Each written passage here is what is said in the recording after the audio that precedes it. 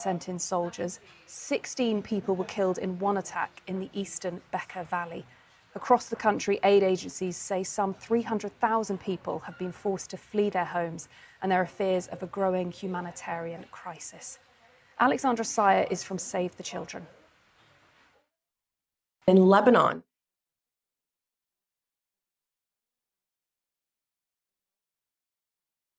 orders were issued to more than 100 villages in southern Lebanon. We know the latest that we heard is that 500,000 people were ordered to flee in Beirut. And what we know from our teams on the ground is that shelters are overcrowded.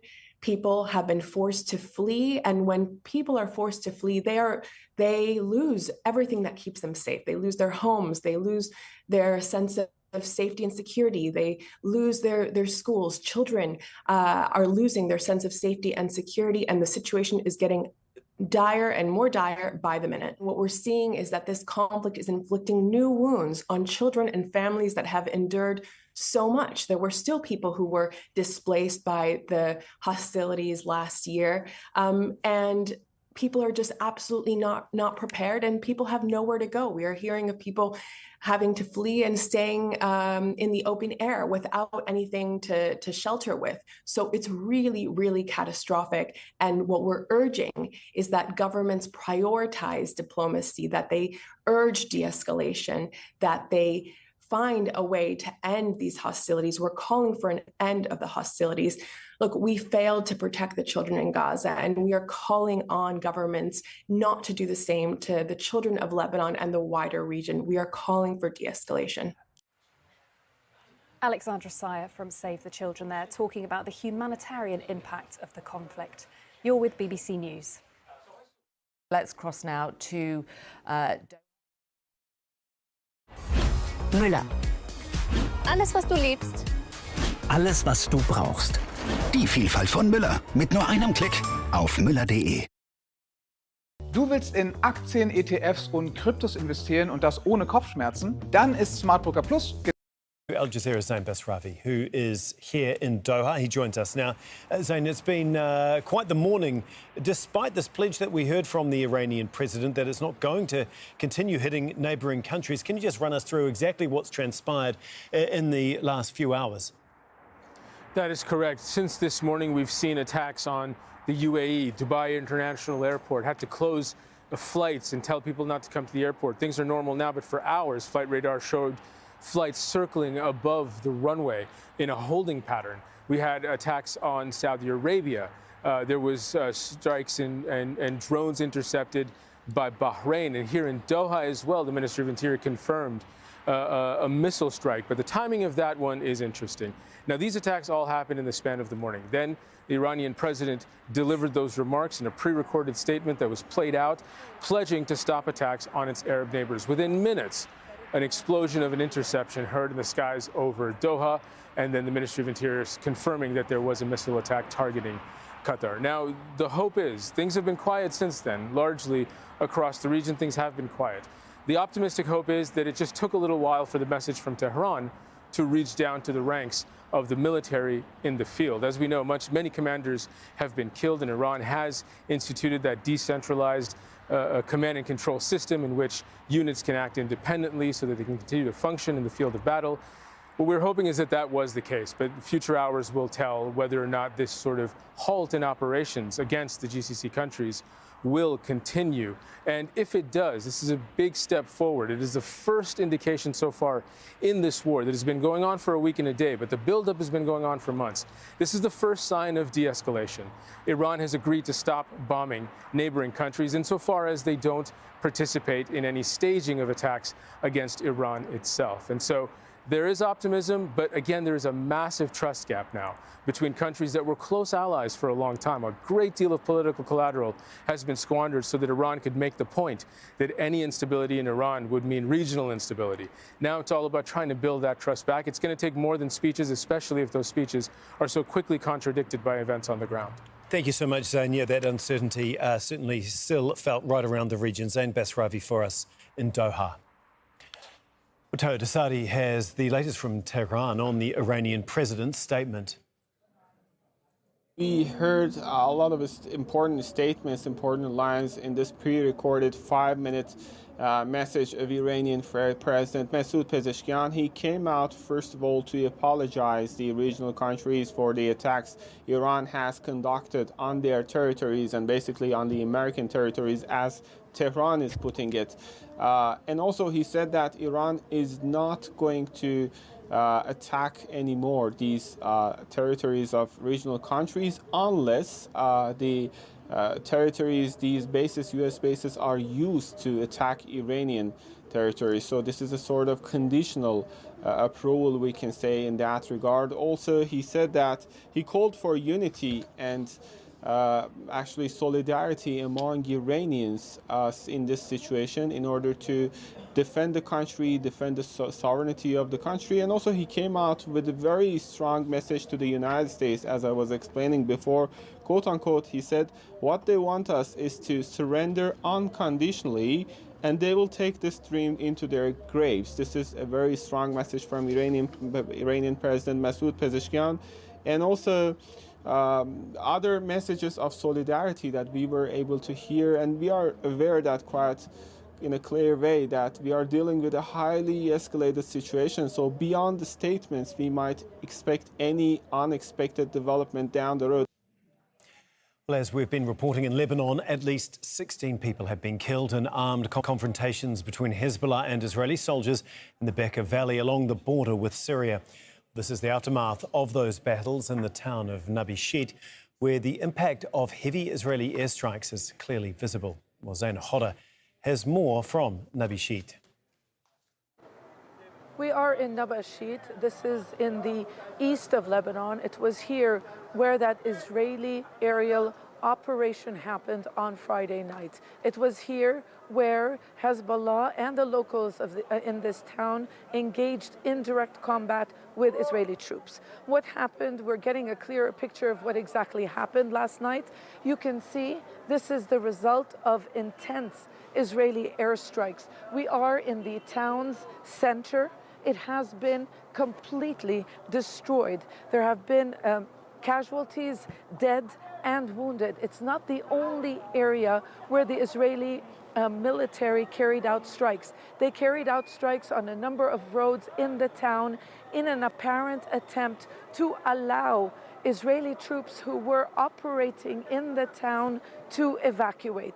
Now, what we are understanding from locals is that late on Friday, there was an Israeli army evacuation order telling the people and the residents of this town to leave.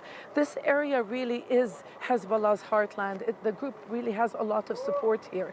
Now, many considered this as some sort of a sign that something was going to happen. So not many left, and the men in the town stayed, and they waited, and they prepared an ambush. And when the Israeli troops arrived and they arrived by helicopters from the direction of Syria. They came from Syria. When they arrived, they approached the cemetery in the town and they began to unearth a grave. And that was when the people of the town and Hezbollah fighters engaged in heavy combat with the Israeli troops. So the airstrikes to allow Israeli troops to leave the town. This is the first airborne operation to have happened since the latest confrontation between Hezbollah and Israel began on Monday. Now, the Israeli military has not commented on the operation. The Israeli Broadcasting Authority is reporting that there was a military operation in Lebanese territory that was aimed at finding Ron Arad. Ron Arad is an Israeli pilot who went missing after his plane was reportedly shot down in the late 80s. His whereabouts, his condition is not known, which really may explain why Israeli troops reached the cemetery of the town, maybe trying to get samples from the soil. Maybe they were tipped by some and they received an intelligence information. But if you ask people here, again, I have to make this very clear. This is Hezbollah's heartland. And you ask people here, do you think it was about Ron Arad? Do you think they'll be able to find Ron Arad? And the response you get is never. The Syrian forces have bolstered their presence on the border with Lebanon to help with the return of refugees. The UN says more than 33,000 Syrian refugees in Lebanon have been forced to return back to their home country. Obaida Hito has more from the Syria-Lebanon border. As Israeli attacks in Lebanon escalate, the flow of Syrian refugees increases. Here on the border in Homs province, what you're seeing is the continued inflow of hundreds of people every hour fleeing the ongoing violence in Lebanon. This is the administrative building here on the Jusia border crossing. Just across the border there is the Lebanese crossing. The people who are coming in have to stop at this office, register, and get their paperwork sorted out before they move on towards other parts of the border crossing to get into Syria. What you're seeing now is the entrance of the border crossing from the Lebanese side. I should note here something interesting about the border crossing is that it was significantly damaged in 2024 by Israeli airstrikes when the Assad regime and Iranian-backed militias were still present in this region. The new government has been conducting some renovation here, trying to make sure that the border crossing is able to accept this large number of people that is expected to continue to increase as the violence escalates in Lebanon. Now, the government says that more than 65,000 people have fled Lebanon and entered into Syria since the start of this conflict, and they expect that number to continue rising. The Syrian government's Ministry of Defense has also conducted a troop buildup in the border area. The Syrian President Ahmed al-Shara spoke to Lebanon's Prime Minister Nawaf Salam, confirming to him that the troop buildup was purely defensive and that Syria's intentions were to make sure that the border area remains calm and to prevent any kinds of illegal activities and smuggling activities. However, people here are concerned that this conflict may go on for days and weeks, and they're prepared to make sure, the government that is, that people are able to make a smooth transition from Lebanon into Syria. Obaida Hito, Al Jazeera, Homs, Syria. Let's bring you some of the latest pictures of Iranian missile attacks on Israel.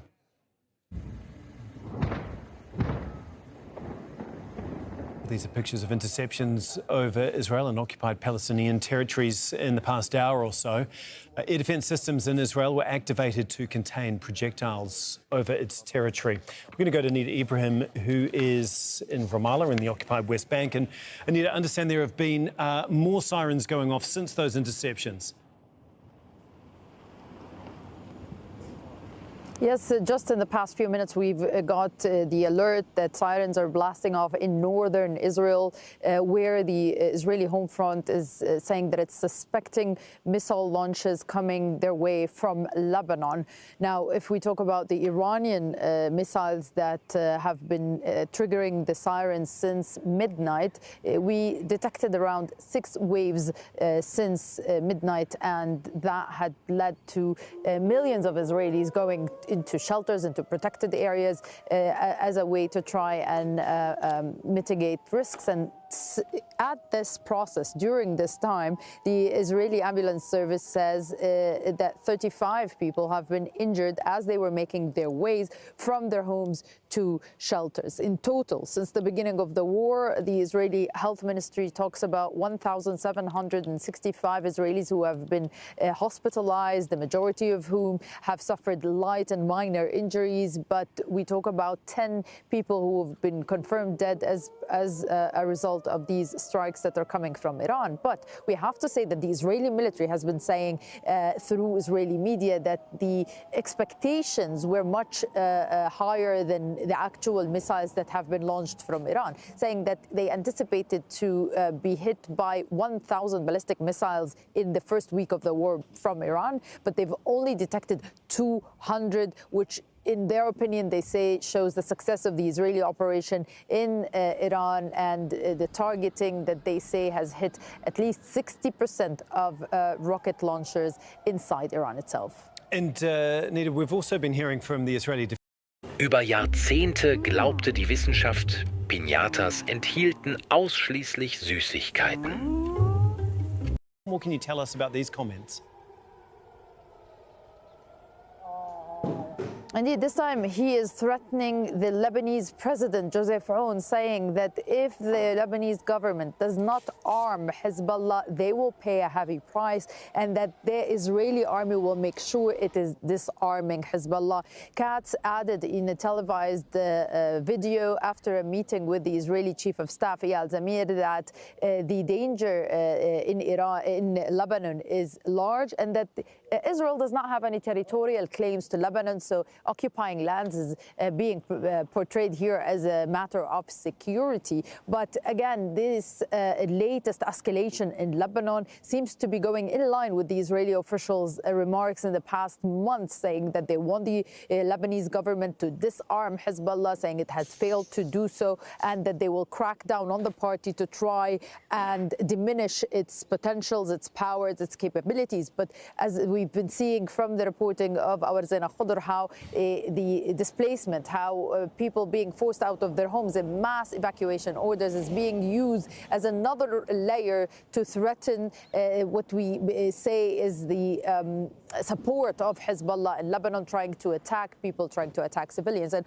on that, I just want to add to the latest reporting we've been doing from Nabi Sheet that the Israeli army has released a statement saying that they indeed have been looking for the remains of Ron Arad there, saying that no casualties in their forces have been reported. But the widow of Ron Arad, the soldier who went missing in 1986, says that the sanctity of life overrides the returning of bones, meaning that she is against threatening the lives of Israeli soldiers while they're trying to get and find the remains of the Israeli soldier. Okay. Thank you so much for all of those updates, Nita. Nita Ibrahim for us in Ramallah in the occupied West Bank. Well, what started as a conflict between the US, Israel and Iran has spread right across the region. Juliet Ager takes a look at the countries that have been affected by the war in the past week.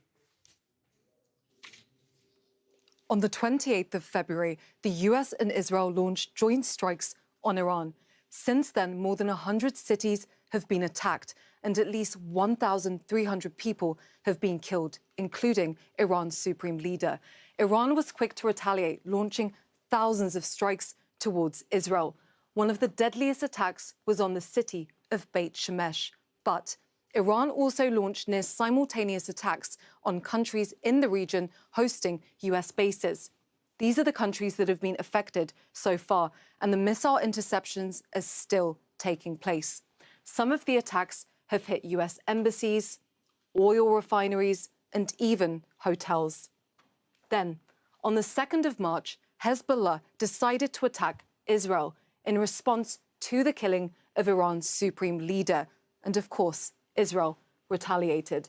The violence has sparked widespread displacement across Lebanon. On the same day, Cyprus reported that a British airbase had been attacked. Several European countries have decided to send naval assets to Cyprus following that attack. Then, on the 4th, Turkey said that NATO air defense systems had downed an Iranian missile that was heading into its airspace.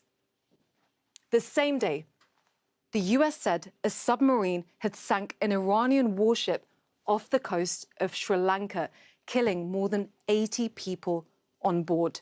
The ship was taking part in a military exercise in India and was heading back to Iran. Then, on the 5th, Azerbaijan became the latest country to be dragged into the conflict.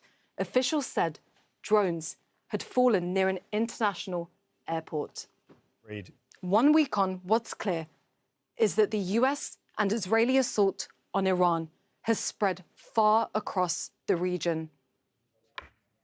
Well, we have an update now from Donald Trump, who has posted on his Truth Social page, saying that Iran, which is, quote, being beat to hell, has apologised and surrendered to its Middle East neighbours and promised that it will not shoot at them anymore. He went on to say this promise was only made because of the relentless US and Israeli attack.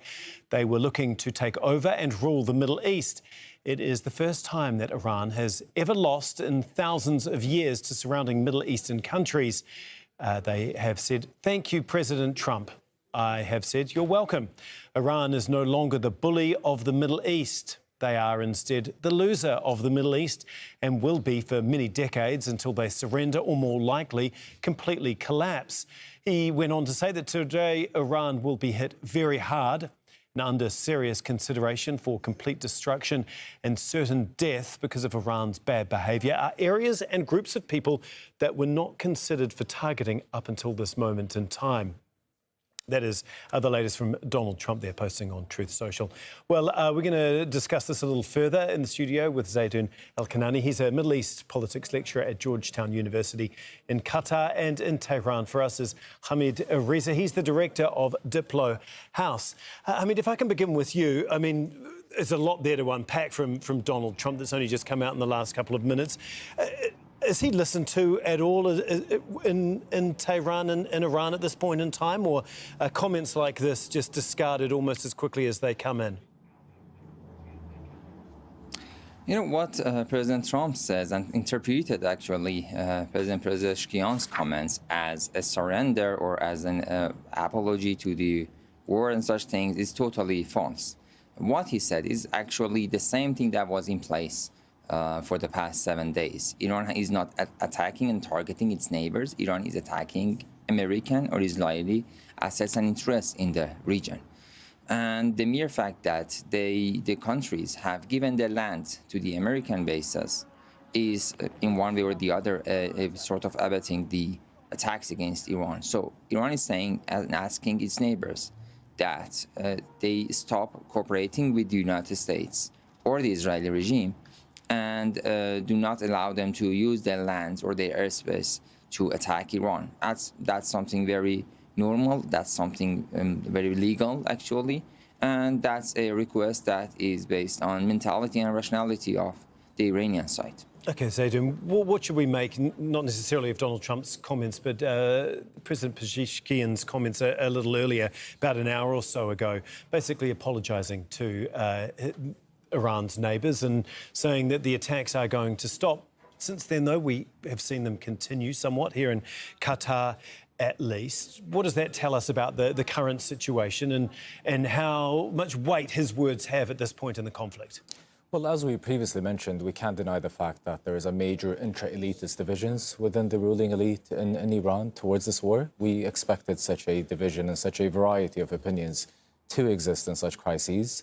As we also previously mentioned, there was a major indicator of perhaps Tehran realizing the economic and the political graveyard it caused for itself, whether during this war or post this war, while it targeted GCC allies or neighbors, given that a lot of these neighbors played a vital role in protecting the economy or enhancing the economy and making it survive during the global sanctions against the regime in Iran, and also playing a vital role in mediating between different regional and global actors. But going a bit back to Trump's statement, we can't deny the fact that Trump is a man of political discourse and rhetoric, whether domestically and internationally, and that is a common thing in wars. There has been a lot of statements that would either drive the motivations or break down motivations of rivals or allies across the spectrum. But again, these are empty words. The war is still ongoing. The GCC is still impacted by all parties involved. The missiles are continuously. There is no regime change in Iran, therefore claiming that Iran has surrendered doesn't make any sense as we see it of now. Exactly. It's probably almost more for a domestic audience than an international or Iranian one. Hamid, if we can just go back to you, can you just give us a sense of who you think is actually running Iran right now? Is it President Pezeshkian? Is it the IRGC, the military? Who's in control at this point in time, in light of the fact that there is no supreme leader and there hasn't been for a week now? As you know, the political structure in Iran has its own division. So President Pezeshkian is responsible for the executive branch of power. We have the judiciary, we have military commanders, and we have joint staff. All the commanders are in place, and in terms of military, the military officials are responsible for that. In terms of politics, President Pezeshkian is responsible for that, and etc. So those main policies, which are supposed to be made by the leader, is now being decided by the temporary leadership council. which is formed by the President Pezeshkian, head of judiciary, Mr. Ejei, and also one representative from the Guardian Council, which is Ayatollah Arafi. So they are responsible for replacing the leader in this time of decision. Of course, it is very important that the Assembly of Experts announce its pick for the next leader as soon as possible, because religiously speaking and according to the Islamic principles of the structure in Iran, it is necessary to have the leader for some comments and some decisions to be made. Okay. And the commander-in-chief is the leader, and the leadership council cannot replace him in this position. So military speaking, it's actually the commander of the joint staff to decide for the military operations. Okay, Zaydun, does it feel like there's a power vacuum in Iran at this point in time, and that's leading to some of the decisions that we've seen, whether it be to continue to strike at Gulf states, and how quickly do they need to find their new leader to take them forward? Well, there is most certainly a massive power vacuum. The balance of power that has been mentioned by our colleague is in the normal case, but we're not in an ordinary situation. Iran is going through a war by one of the most powerful militaries in the world. If we were to consider the United States, it is the most powerful military superpower in the world, meaning we cannot imagine that the former supreme leader, who was old himself, the Islamic Republic's structure has been built and designed in a way that there would be an alternative. Whether some of those alternatives were assassinated or not, it doesn't mean that a plan B of who the successor would be was never in place. But we are imagining and expecting that such a crisis to take place, such a power vacuum to take place, given that the country is going through not just a regular regional conflict, it's going through an existential crisis. There is a question whether the Iranian regime and the Islamic Republic that was founded and established in 1979, whether it will exist or not after this war. Hence, a power vacuum following the assassination of its supreme leader is just one of the most expected consequences that would have taken place or occurred after the US and Israeli coordinated airstrikes, which openly and publicly announces this war as an aim to conduct a regime change in Iran. Now, whether the plan B was constructive enough in the case of the Iranian regime's survival following the assassination of Khamenei has been there on the table or not, but the intentions are very clear. Hence, a power vacuum in Iran is expected. We've run out of time. We'll have to leave it there. But thank you so much, Zaydun and Hamid. We really do appreciate your insight today. Thank you. Well, a Reuters news agency is reporting that the US is asking Sri Lanka not to repatriate Iranian crew and survivors from a destroyed warship. A US submarine torpedoed the warship off Sri Lanka's coast earlier this week. More than 80 people were killed, while some 30 others were rescued. Sri Lanka has also been helping offload some 200 crew from a second Iranian warship, which found itself stranded in Sri Lanka's waterways. They were part of an international naval exercise hosted by India. Well, the UK's Prime Minister Keir Starmer has allowed the US to use British bases for defensive strikes on Iranian military sites, and that sparked a debate over sovereignty in Cyprus after a drone attack hit a British base there. There have been protests calling for the removal of UK military bases that are seen as a security risk for them. Here's John Saropoulos from a Royal Air Force base on the island. Sirens sound at RAF Akrotiri base, a possible warning of an incoming drone. The gates are shut, sealing off the base, and shortly after, an aircraft takes off, perhaps to carry out reconnaissance. The base has been on high alert since a Shahed-type drone struck a hangar on Monday. And British Defence Secretary John Healey was here on Thursday to announce 400 extra personnel were on their way to provide security along with helicopters and a destroyer. Many Cypriots believe the two British bases on their island are inviting attacks because US and British aircraft are taking off from these bases to strike missile launchers in Iran. I don't think Cyprus was the target, but Cyprus is the victim. For us, the best thing would be for the bases to go because colonists only create problems. The bases are British sovereign territory, created in the same treaty that made Cyprus independent from British colonial rule in 1960. For now, the UK and Cyprus are working together to ensure the island's security. But many political parties here believe that the British bases should cease to be sovereign and that a new agreement should be reached along the lines of the one the UK reached with Mauritius last year, where it gave up sovereignty over its base on Diego Garcia in return for a 99-year lease. In Nicosia, an MP from the governing Democratic Party told us that issue is on the back burner for now, but will surface when the crisis is over. We witnessed last Monday, they failed to protect even their own personnel and the bases.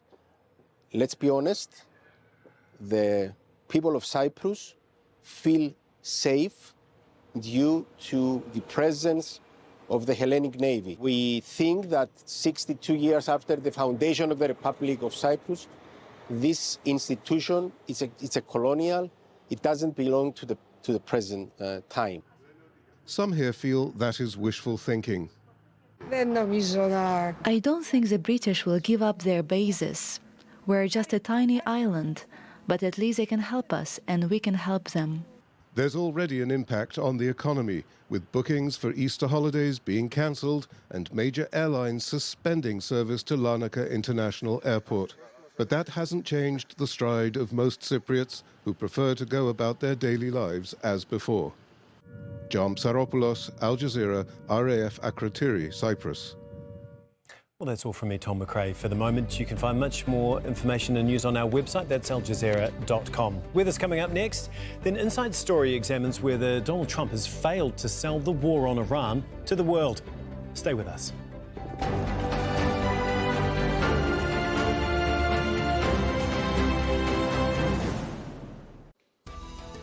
Has Donald Trump failed to sell the Iran war to the world? Some of Washington's allies have been critical and won't join the conflict. As fighting escalates, the US is still struggling to garner support from its partners. But does it need them to continue to wage this war? This is Inside Story.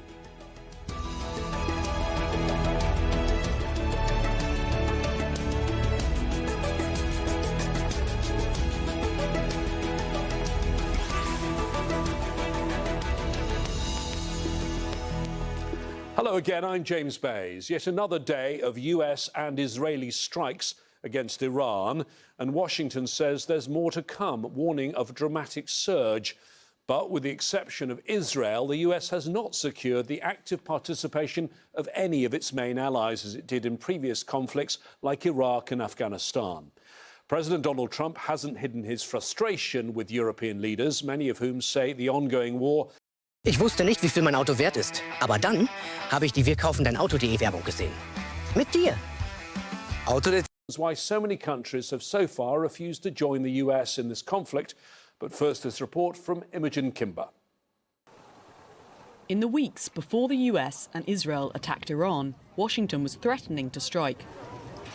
But only a few of the US or Israel's allies say they were consulted ahead of the attacks. The EU has criticised Iran, but not the US and Israel for the violence. But a week into the war, no other states joined the fight.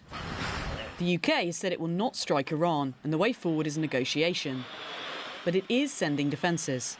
That we're sending 4 additional Typhoon jets to join our squadron in Qatar.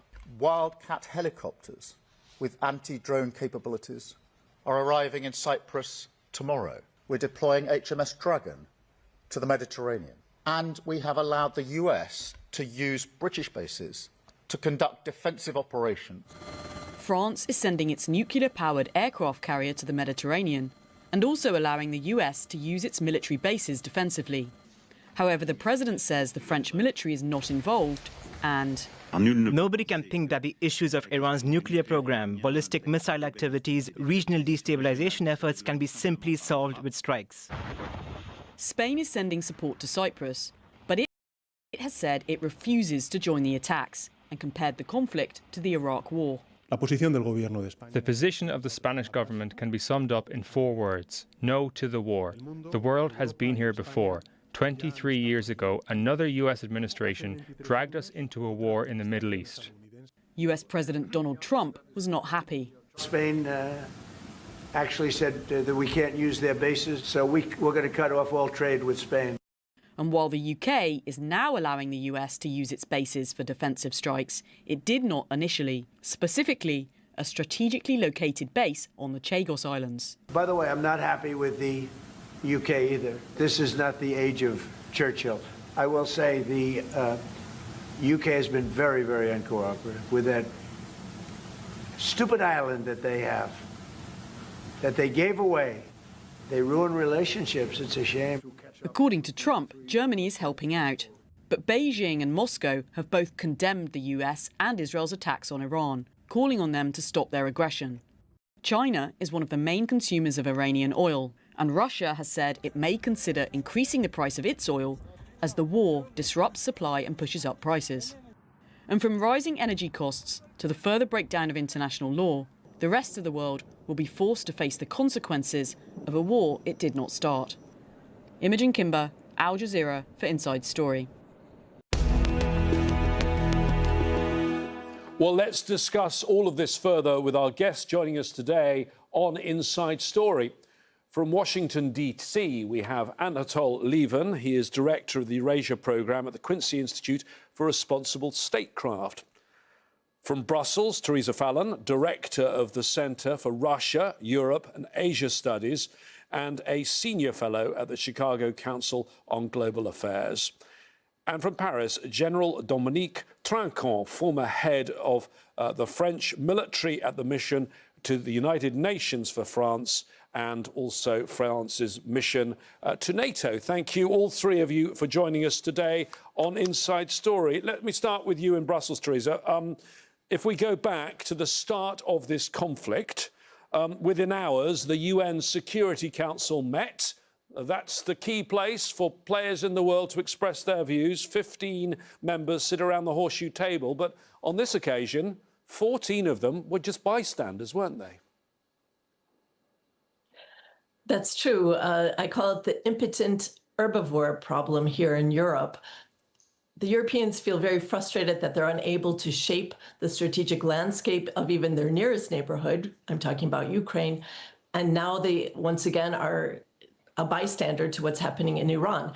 And Europeans are immediately feeling the effects of this in regard to increased energy prices that will have knock-on effects for inflation. And we're seeing also pressure in Europe. So there's more fragmentation in an already fragmented system. So we see tensions between Germany and France.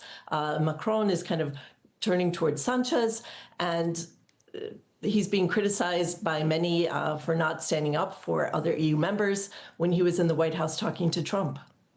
And Anatol, this has gone on for some time on this issue. The rest of the world really has not had a say. If you go back before the JCPOA, the Joint Comprehensive Plan of Action, the Iran nuclear deal, as we tend to call it, in 2015, it was a global issue. There was the so-called P5+1, the 5 permanent members of the Security Council, Russia, China, France, UK and the US, and Germany. They were all involved, yet since Trump's been involved, it's very much a one-country show. Well, yes, absolutely.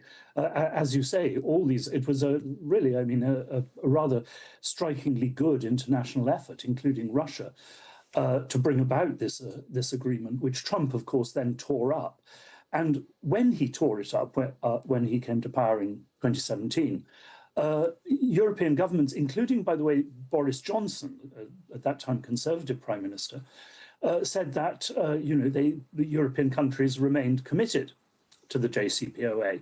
But under American pressure, they were totally unable to do anything to maintain or defend it. And now, yes, unfortunately, they look completely impotent. And I mean, what is, I think, especially shocking for Europe is that despite, as we've just heard, the tremendous impact on Europe, more immediately than any other part of the world except for the Gulf, Trump made no pretense of consulting with Europe, even warning Europe what he was about to do. And now we have hundreds of thousands of European citizens and American citizens, of course, stranded in the Gulf. Dominique, and we use first names on this programme, but I could call you General, and that shows you the seniority that you have had in the French system. You know about how alliances work. You've worked at NATO. You've dealt with other key allies when you've been working at the UN. How unusual is it for key allies like particularly France and the UK that sit as permanent members of the Security Council along with the US not to be fully consulted in something as big as this? Yes, no, it's something very new. If we just remind the war in 23, is that at that time there was consultancy inside the Security Council. Now there is nothing. And I think it's more an Israeli war where the Americans are joining the Israelis concerning the threat on Israel. And so are not interested about talking with other countries. And it is very sad that only if there are consequences, then they will discuss. Because as it was said, JCPOA was thrown out by Mr. Trump in 10 years ago, roughly. But in fact, in the last discussion with Iran, he was talking only about the agreement which was accepted in 2015, which is a bit surprising. Teresa, I mean, if we look at the various countries, and the one that's got the real ire of Donald Trump is, of course, Spain. The Spanish Prime Minister Pedro Sanchez has said, "We say no to breaking the international law that protects us all." That's his quote. He's saying what the others actually believe, but he's the only one who's daring to speak out, isn't he? That's very true. And I think that he's very popular domestically for taking this position. We also saw in the UK, for example, initially Starmer refused to let the US use their bases, but now because Cyprus is involved and they have a base there, they're also allowing the US to use their bases. So there's an initial reluctance for the domestic audience, and then for example, the UK gave in, but Spain has a trade surplus with the US, so a deficit with the US. So it's not that the US can really punish them economically, which Trump kind of tried to lash out and do, saying we'll put 100% tariffs on Spain. And so I think that Europeans have to bide their time carefully because of the feedback loop about Russia, the war in Ukraine. So they have to try to keep Trump on their side, even though the US is kind of under the Trump administration 2.0 have pulled back a lot from Ukraine, but they're very dependent on the US, not only in Ukraine, but also in the Gulf, which is a key region for them. So the Europeans are once again reminded about their holiday from history where they decreased defense spending for 30 years. The defense base is really eroded, and they need to develop a layered defense. Sometimes there's a lot of money sloshing around now to increase defense spending, but maybe it's not the most efficient way to do it. We're seeing even the US asking for help on drone warfare, which to my mind was a complete shock. We've had 4 years of war in Ukraine using drones, and now the Trump administration is asking President Zelensky of Ukraine to actually send experts to help them fight against Iran drones, the Shahed drones. So it's a very complex world that we're living in. It's very difficult. And I think that there's been a lack of strategic planning. Previous speakers spoke about not talking to the allies. This shows complete, Trump does not really try to cultivate ally support, but he's going to need it. And some have seen that this will help Russia because of the increase in energy prices. But we also see that Ukraine has a card to play in this, helping the US government learn the best techniques to fight against Iran Shahed drones.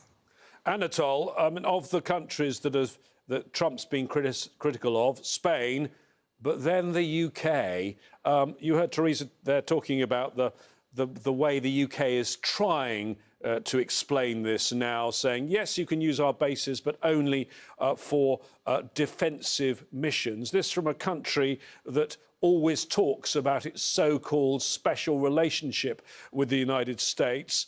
Pretty hard-hitting comments from Trump that Starmer is no Winston Churchill. What do you make of how that will be seen by the British government and the British people?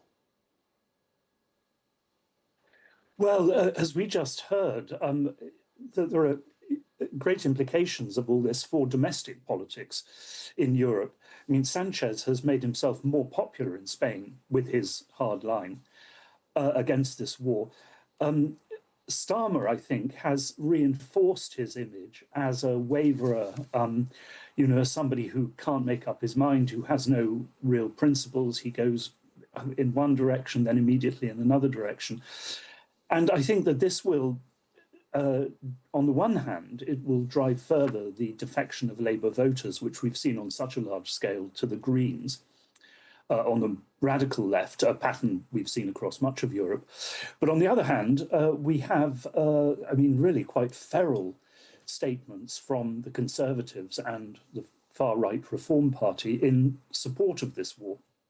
So I think it will drive further the disintegration of the centre and the polarisation of politics in Europe. And of course, it will further alienate Muslim minorities, which will further drive ethnic tensions in Europe. So for Europe, this war is a disaster. Dominique, let's rewind a little bit to a time I think you remember well, 2003. Then you were serving, because all of the missions, the embassies that are there at the UN in New York have top-level military people serving there too. You were serving in the French mission to the United Nations. Back in 2003, France and Germany took a very, very strong stand against George W. Bush's war plans in Iraq. Compare that with now. Yes, France does not think this is legal, but the criticism is much more muted, would you not agree? And why do you think that is? Oh, yes, I think there are two major reasons. The first one is in 2003, we had no proof about the danger of Iraq and the fact that Iraq was linked to the 9/11 attacks. So we needed proof. We didn't have proof. The second point is that it was the only war. Currently, we have proof that Tehran is dangerous through, of course, against Israel, but also against all country with terrorism. And the second point is that we've got other war. And the strategic issue of Ukraine is more important for European, and we need US with us on the fight against Moscow. And that's why probably the position is different. Teresa, do you think there is also an aspect that about the way the Trump administration is conducting this war, that some might say this is not the way Western nations normally conduct war? I'm talking about, yes, there have been assassinations in history, but it tends to be a taboo that you start with a decapitation policy. Also, the sort of comments that come from the US Defense Secretary, the Secretary of War, as he calls himself, Pete Hegseth, saying we're not going to worry about nation building, democracy building, or political correctness or rules of engagement, for that matter. And even the White House putting out videos showing the war as some sort of video game. Do you think there's distaste about all of that? Well, 2 points. The first point is, in Europe, there's no tears being shed for the decapitation of the Ayatollah. I think that many people in Europe understood that Iran was really a threat. And there's been a lot of things happening in the lead up to this. For example, there was a ship stopped on the way from China to Iran, and some technology was removed. Some people have speculated that it was a hypersonic glide bomber that was moving to Iran. So there have been a lot of things that have been reported on, and things have been slowly adding up. But on the other hand, because of the Trump administration's approach to Europe, this kind of cavalier way that Hegseth speaks, of course, he's alienating a lot of Europeans. We saw a year ago at the Munich Security Conference, the Vance speech. This year we saw the Rubio speech, and Europeans just thought it was better than Vance's, so they stood up and clapped, not realizing initially that he was pretty much saying the same thing, but in a more diplomatic way. So the Europeans are kind of stuck. They're being squeezed. They don't have a lot of options here. And will this actually increase their ability to work together? I'm seeing initial fragmentation. We see issues on Hungary still blocking EU funding, 90 billion for Ukraine, because he wants to get oil from Russia and through the Druzhba pipeline, which was damaged by a drone. So he's being able to hold Europe hostage. And there's not a strength of view in Europe to punish Hungary. They had 4 years to get off Russian oil, and instead they actually increased dependency on Russian oil by 54%, some have analyzed. So the Europeans are even finding it difficult to get, it's like trying to get all these cats together. And Orban and Slovakia are kind of traditional countries that are very pro-Russia, and they're always kind of throwing a wedge into the wheel. So over the longer term, I think Europe really has to get their own house in order.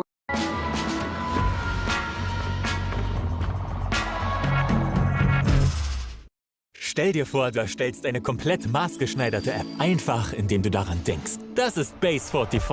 There are a lot of issues that Europe has. It's a very complex tapestry of challenges, and they're not really equipped to do this. They're trying to spend a lot more money, but maybe they're not spending it wisely, and we need to see more standardization. That's clear across the board. The 155 millimeter shell that various countries were sending to Ukraine, they all had kind of different coordinates, or different design structures, which caused problems for the Ukrainians. So I think that the Europeans agree that there needs to be more standardization. But we also see internal problems, for example, with this jet fighter program that was originally established in 2017 between France and Germany. And that's pretty much dead. So we're seeing less desire for cooperation. The French economy is really in trouble. Germany's tired of footing the bill. And we're seeing a lot of different moving pieces here. Europe that's unable to speak with one voice, and we have a bonsai army in Europe. It's not really equipped for the task at hand, and there are many challenges ahead. Anatol, let's move a little further. So very clear from what you've all said, awkwardness among the US's allies. Let's move to the other big players, certainly in the UN Security Council, the two other permanent members, Russia and China. Anatol, how will China see this as a huge economic problem, one assumes, because of the oil supplies that it gets from Iran? Absolutely. But can I just say one thing to start with?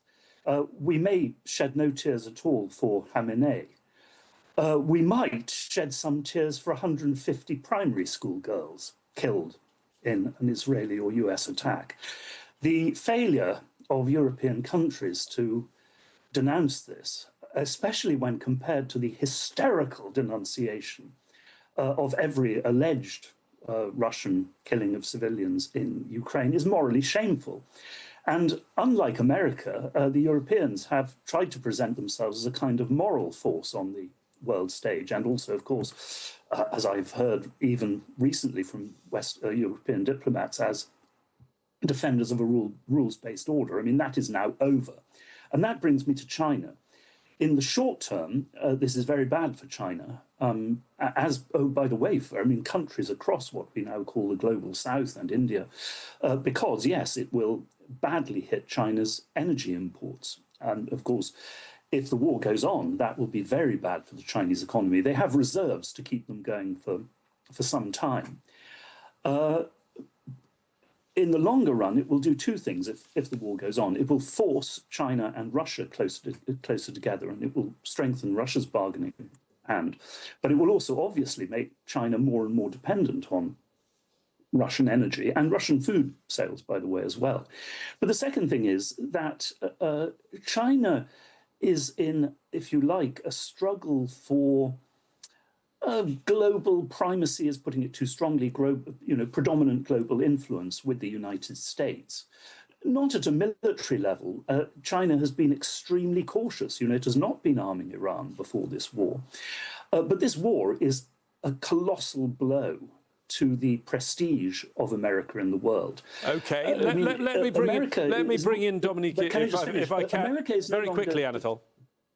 Sorry, let me bring in Dominique, because I want to bring in quickly in this discussion Russia, because Russia is, in terms of the energy calculations, going to do well, is it not? Do you think overall this is good news for Russia? Because, of course, Iran is a friend of Russia, and Russia's already lost Venezuela this year. A couple of years ago, lost Syria. It's losing its key allies pretty fast. Yes, and certainly showing that the military equipment of Russia is not doing well. No air defense was able to stop Israeli and US aircraft, and this air defense system are Russian. So that's the first point. But on oil, you're right. The rise of the price of oil make something interesting for Russia. That's why we need to continue to put pressure on the traffic of oil through ships, which started a month ago. But certainly the prices, which I think it's $84 a barrel, is of interest for Russia currently. But I think that Russia currently is showing that is only helping Iran through picture, providing satellite picture, and that's it. So in fact, when you are aligned with Russia, currently they are not able to do anything in military terms because they are stuck in Ukraine for 4 years now. Teresa, I mean, if I was to ask you to look at all the countries of the world, how many countries right now could you name that you think actually support this war continuing, that say, good, this war should go on, it hasn't reached its objectives yet? Which ones would you name? Well, that's a really good question. Which countries outside of the conflict? Because obviously Israel is... Any countries in the world, because I can't really think of any others other than the US and Israel. That's true, but we have to think of the day after, when this conflict finally ends. What is Iran going to look like? It's not in anyone's interest to see a fractured Iran. And I think, especially for Europe, they're going to be worried about refugees flooding in. And we don't even know what the narrative, what kind of strategy there is for the day after this ends.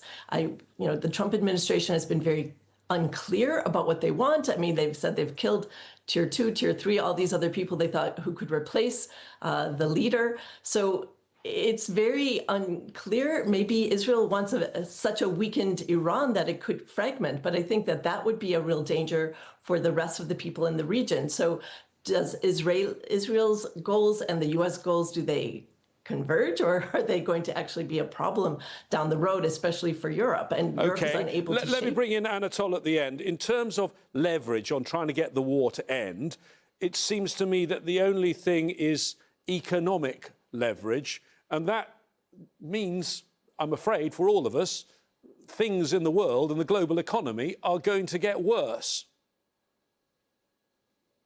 Yes, I mean, the one thing I think that would bring Trump to end this war is if prices at US gasoline pumps really go up, and that threatens the Republicans in the midterm elections in November. And of course, if the world economy really takes a hit from this, then the US economy will suffer as well. And that is, of course, the core of present Iranian strategy. Not very good news for any of us. Thank you to our guests today. I know you had something else to say, Teresa, but it'll have to be on our next programme. Anatole Lieven, Teresa Fallon and Dominique Trinquant. We are not taking our eye off this story. Comprehensive coverage continues 24 hours a day on Al Jazeera. For more context and analysis, go to aljazeera.com. And if you have comments on the war, please post them on our Facebook page. That's facebook.com/AJ Inside Story. or on X. Your views are welcome at AJ Inside Story. From me, James Bays, and all the team, stay safe and well. Bye-bye for now.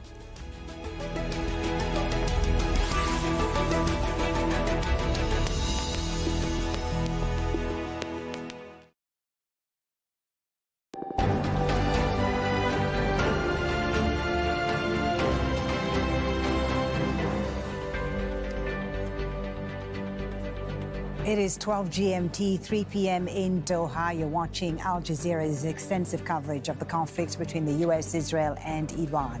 I'm Fuli Batibo, and these are the latest developments on day 8 of the war.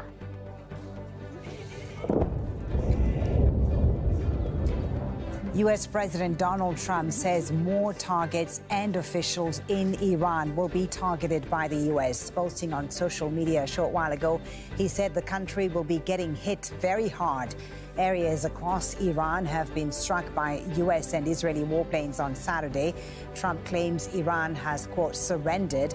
That's after the Iranian president apologized to regional countries for attacking them. Masoud Pezeshkian says a decision has been made to halt attacks on Gulf nations hosting U.S. troops. Here I feel it necessary, regarding neighboring countries that were attacked by Iran, to apologize on my own behalf. Because of the vicious assault on us, we lost our supreme leader, our compatriots and loved ones. Our armed forces put their lives on the line to defend our territorial integrity.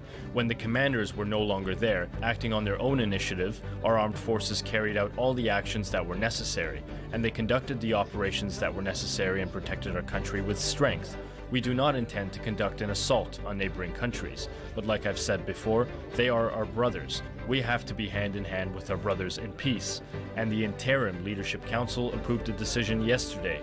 That decision was relayed to our forces that they should no longer attack neighboring countries unless there is an attack on Iran staged on their soil. But despite that statement from the Iranian president, air attacks have been reported in Saudi Arabia, Bahrain, the UAE and Qatar, and an explosion was seen near the runway at Dubai International Airport, where flights were briefly suspended. Israel, meanwhile, has been hit with another barrage of Iranian missiles. These are images of some of the interceptions. The Trump administration has approved a new $151 million emergency arms sale to Israel. At least 11 people have been killed in Israel since the conflict began. And in Lebanon, at least 16 people have been killed in armed confrontations between Hezbollah and Israeli soldiers in the Bekaa Valley along the border with Syria. This is the aftermath of those battles in the town of Nabi Shit, where the impact of heavy Israeli airstrikes is visible. Well, we have correspondents around the world covering the latest developments. Nida Ibrahim is in Ramallah. Mike Hanna is in Washington, D.C.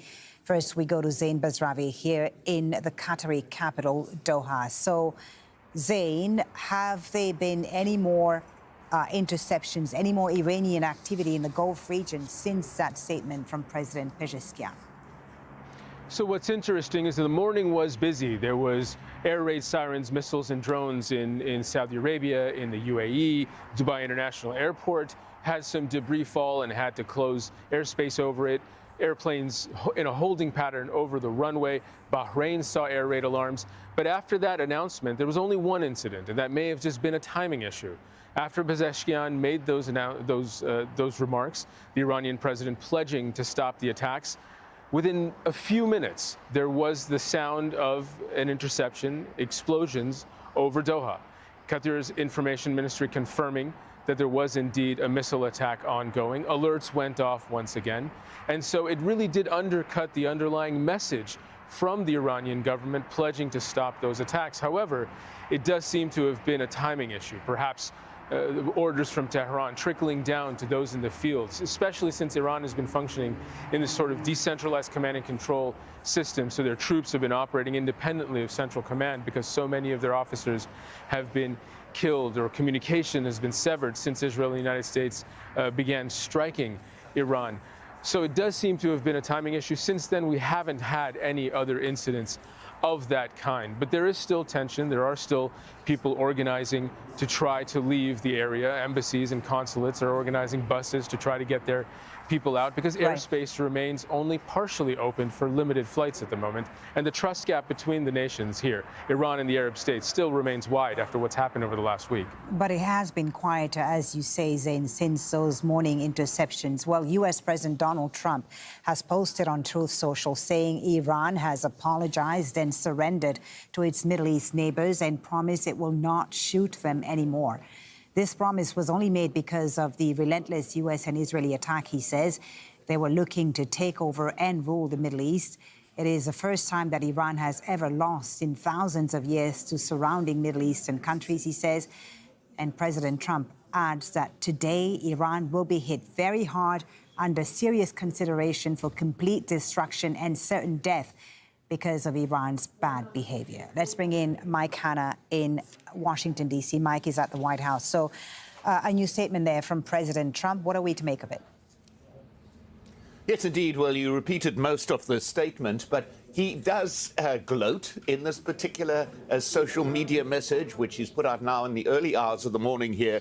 He says in the message, Iran is no longer the bully of the Middle East. They are instead the loser of the Middle East. But then President Trump goes on to say something perhaps quite ominous, saying that under serious consideration to complete destruction and certain death because of Iran's bad behavior are areas and groups of people that were not considered for targeting up until this moment in time.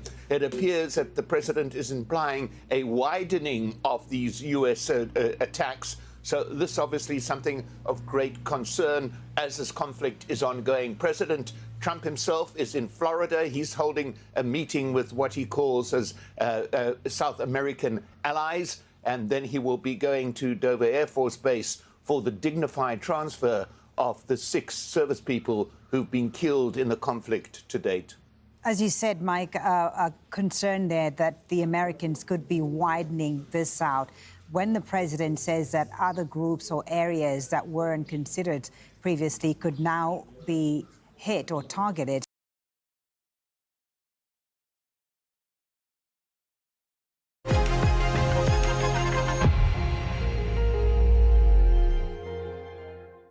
Du bist am Fasten? Mashallah. Und du möchtest noch eine gute Tat vollbringen? Dann spende jetzt. Stop sending to stop attacking these countries.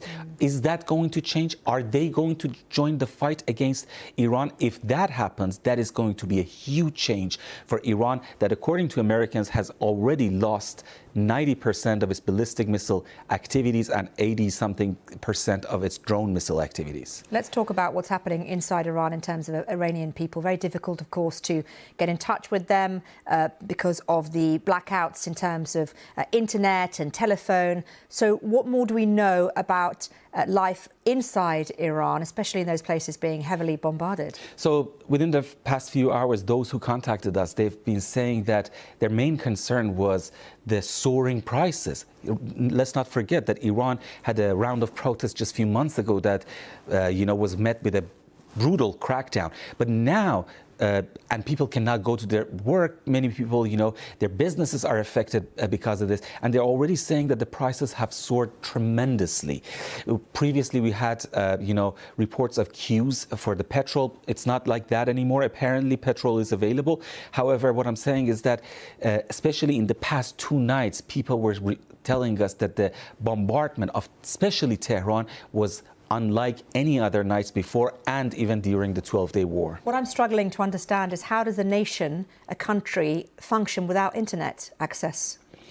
That's one of the main complaints that we've been receiving. They're saying that we are being bombed, and at the same time, we don't have access to the news. We don't know what's happening to our country. So we just hear bombs from our windows. We see that our windows are being shattered, and at the same time, we cannot even be in touch with one another, and we only have access to the state TV, some of us, and we cannot trust that, as a source of information. So they're being in the dark and they're being bombed at the same time. So what next for the Iranian people? At the very, very beginning of this conflict, President Trump said this is your time to rise up, to, and clearly that hasn't happened. It's very difficult within Iran now to work out in your mind exactly how that could potentially happen. So that's very important because Americans and Israelis are hoping that Iranians, after the bombardment is over, are going to go on the streets and try to claim victory and try to, take hold of the positions of power. But how are you going to do that? And Hamas was bombed by Israelis for 2 years non-stop. Yes, they cannot send any missiles anymore. They cannot shoot any missiles, but they still have the guns and they haven't, laid down their arms. So are we going to see the same thing with Iranian, especially Revolutionary Guards? Yes, they might lose their ability to shoot ballistic missiles, but does that mean that they're going to relinquish power and lay down arms and surrender totally? We don't know that yet. That does seem very unlikely, given the fact that without any kind of boots on the ground... That's exactly what I wanted to mention, that, during the, for example, Iraq War, the United States had boots on the ground, and following that, we had lootings. So if there is no, these armed forces lay down arms, what is going to happen next, especially if there is no boots on... قرار گرفته. هواپیمای سوخترسان نیرو هوایی بوئینگن. حجم زیادی سوخت میگیرن. در ادامه حملاتی که آمریکا و اسرائیل داشتن، شهرداری منطقه 16 نازی‌آباد هم بعد از شهرداری منطقه 18 هدف قرار گرفت. شهرداری‌ها به عنوان مرکز لوجستیک و تدارکات سرکوب نگاه میشن و همینطور هم هست. این علیرضا زاکانی شهردار تهران فرمانده سپاه بوده دیگه. فرمانده یکی از گردانای لشکر 27 سپاه محمد رسول الله بوده. قبلا هم به عنوان سپاهی رئیس. Mit den neuen Kategorien auf Vintage kannst du jetzt noch mehr Secondhand verkaufen. Du brauchst es nicht? Verkauf's einfach. و معمولا رویه سپاه اینه که چه در سرکوب‌های داخلی چه در جنگ خارجی اینجوری از تمام نهادهایی که غیر نظامی ان افراد سپاه رو میبره و اونا رو در اختیار میگیره. الان شهرداری تهران یه شعبه ای از سپاهست. علیرضا زاکانی اونجاست. سازمان مدیریت بحران که برای سیل و زلزله و مواقع اضطراریه، اون یه شعبه از سپاهست. چون الان فرماندهش و رئیسش حسین ساجد نیاز، یکی از قدیمی ترین فرمانده‌های سپاه که قبلا فرمانده پلیس تهران بود و عضو تیم اصفهانیای سپاهست. این نهادها، مثلا این کولیوندی که در هلال احمره، این کاملا با سپاه هماهنگه. بنابراین اینی که الان شهرداری رو میزنن، شهرداری به عنوان منطقه غیر نظامی حساب نمیشه. با معادلات جمهوری اسلامی شهرداری بخشی از سازمان سرکوب و بخشی از معادلات نظامیه. و این شهرداری منطقه نازی آبادو که زدن، در واقع لوجستیک و پشتیبان اون کشتاری بود که از مردم عزیز ما در نازی آباد کردن. میدونید نازی آباد یک از نقاطی بود که در جریان انقلاب ملی شیر و خورشید و مخصوصا اون خیزش میلیونی 18 و 19 دی ما جاویدنام از نازی آباد زیاد داشتیم و این شهرداری منطقه 18 نازی آباد یکی از تدارکات و لوجستیکای بسیج بود و یگانه ویژه برای سرکوب مردم. ضمن اینی که نشون میده اسرائیل چقدر اطلاعات دقیق داره.